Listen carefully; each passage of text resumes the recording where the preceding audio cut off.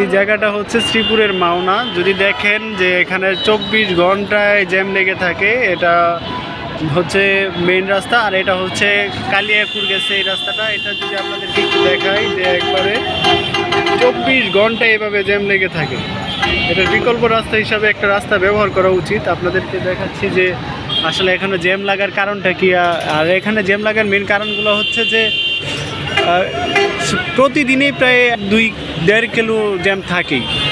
আসলে এখানে ছোটো ছোটো অনেক সিএনজি আছে, তো সিএনজিগুলোই জ্যামের কারণ, একমাত্র কারণ হচ্ছে সিএনজি। আর বড় গাড়ি যদি একটা ঢুকে যায় তাহলে তো সিএনজির জন্য 4-5টা গাড়ি একত্র হয়ে জ্যাম লাগায়। আমরা আছি এখন ওভারব্রিজে। ওভারব্রিজ থেকে আপনাদেরকে দেখানোর চেষ্টা করছি। এটা হচ্ছে ঢাকা ময়মনসিংহ মহাসড়ক, নিচ দিয়ে গাড়ি যাচ্ছে।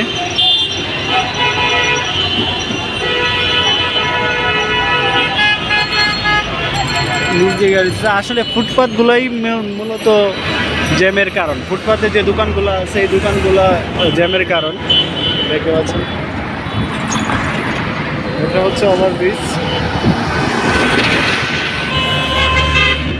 ফুটপাতে যে দোকানগুলো আছে দেখতে পাচ্ছেন, ফলের দোকানগুলো, আসলে এই আপনাদেরকে যদি একটু জুম করে দেখাই, এই যে ফলের দোকানগুলো আসলে রাস্তা তো ওরাই নিয়ে নিছে। হ্যাঁ, দোকানগুলাই মূলত রাস্তা নিয়ে নিছে।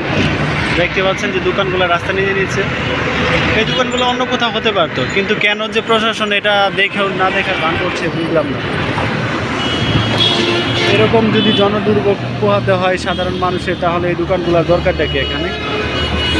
যাই হোক, দেখতে পাচ্ছেন মনে হচ্ছে যে একটা বাজার, যে বাজারটা দোকান রাস্তার মধ্যে দেওয়া হয়েছে আর কি, যেটা কোনোভাবেই সাধারণ মানুষের কাছে কাম্য না। জনভোগান্তির কারণ হিসেবে যদি এটা থাকে তাহলে কোনোভাবেই কাম্য না।